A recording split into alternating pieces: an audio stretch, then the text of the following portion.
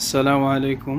আপনারা যারা মোটা স্বাস্থ্যের অধিকারী, স্বাস্থ্য কমাইতে চান, তারা সকালে আধা ঘন্টা বা 1 ঘন্টা ব্যায়াম করার পরে এই ডায়েটটা করতে পারেন। এটা আমি রেগুলার করতেছি এখন।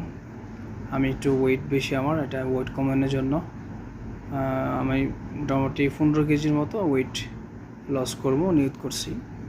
এখানে আপনার হাফ পিস টমেটো নিছি, একটা মাঝারি সাইজের গাজর নিছি, একটা শসা নিছি মাঝারি সাইজের, ছোটো একটা পেঁয়াজ, তারপরে বাঁধাকপি একটু অংশ, তারপরে আপনার লেবু, তারপরে চিয়া সিড ভিজানো আছে, এটা অনেক প্রায় 2 ঘন্টা আগে ভিজিয়ে রাখছি।